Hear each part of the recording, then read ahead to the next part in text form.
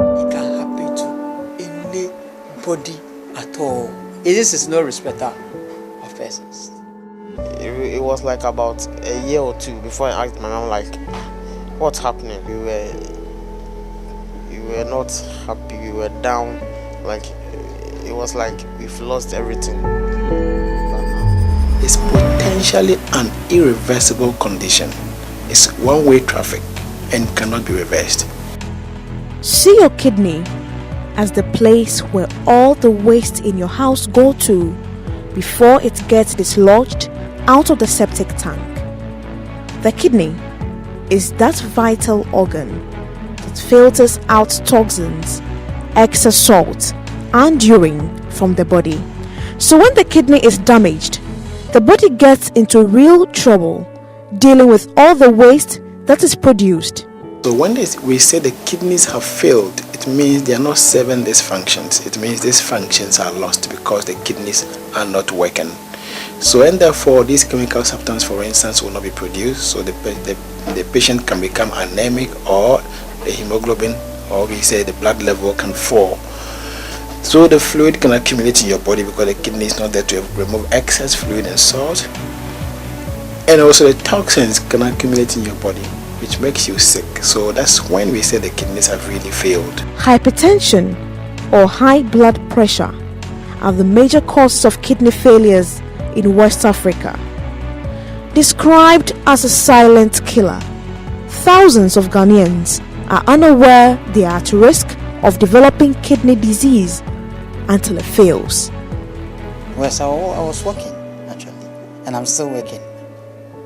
And I was there, and then all of a sudden, I started experiencing swelling all over my face and my legs.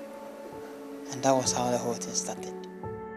That time I was in GHS, so I came back from school and I had something to eat, so just sitting on my bed and I just collapsed. That was all. Early stages like stages 1, 2, 3, 4, and 5 of kidney disease, literally you don't feel anything. You feel normal like everybody else out there on the street and do your work normally without knowing that you have a kidney problem. The day you start having symptoms of leg swelling, general feeling of unwellness, nausea, vomiting, maybe confusion, breathing problems, etc., amongst others, then it's very, very late already. Maybe stage 4 or 5 already. So that's really an advanced stage of kidney disease. Most people get so depressed when doctors announce to them that their kidneys have started failing or have completely failed. This is because when the kidney begins to fail, there is often no way of saving it, whether by surgery or medication. Yet, with some careful treatment, some people are able to live longer. So you can get a kidney transplant. Everybody has 2 kidneys. Everybody can live on 1 kidney. And that's why we can take one of your kidneys and give to your daughter or your sibling, and you can still be well. So the dialysis machine is more or less an artificial kidney doing the work of the diseased kidney that's no longer there. So when you get to this stage, we give you dialysis, and dialysis is going to remove the filth, the excess water, correct the acid-base problems, electrolyte problems, amongst others, that helps control BP, etc. A troubled kidney means toxins can seep through the blood. So to purge the blood of toxins and excess water, people with chronic kidney failure are put on dialysis machine.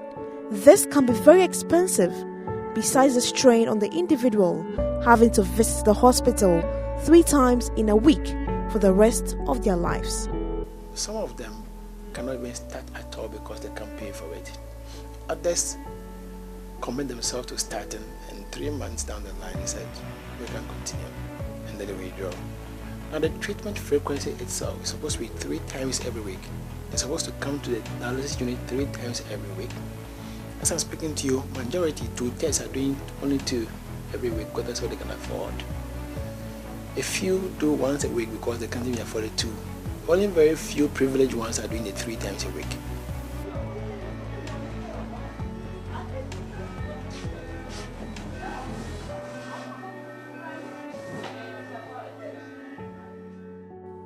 Kwesi is just one out of the many patients on dialysis treatment.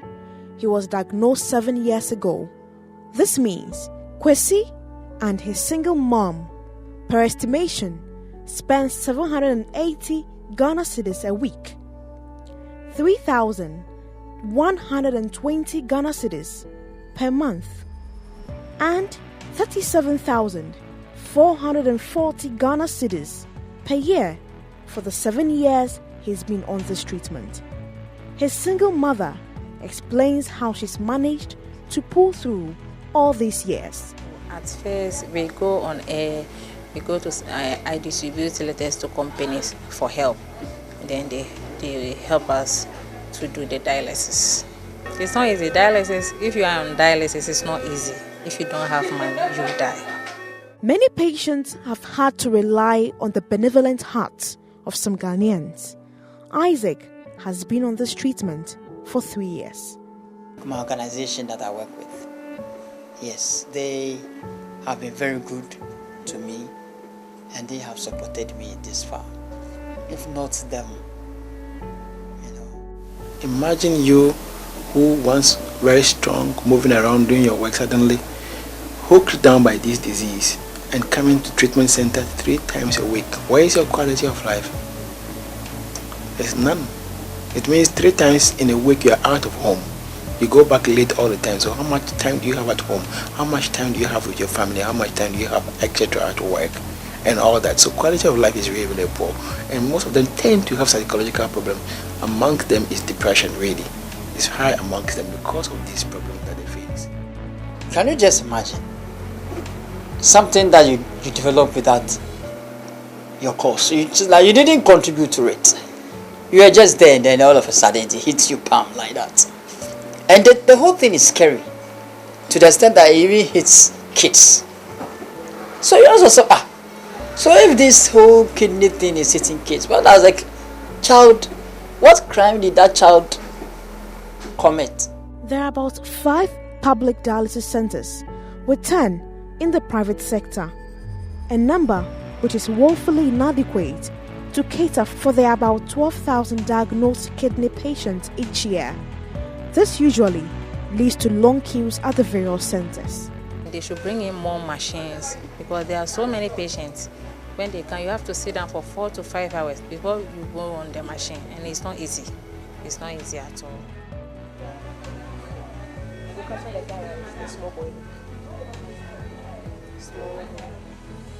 In this hospital, see almost over 3,000 patients every year annually at the OPD. That's what I can tell you.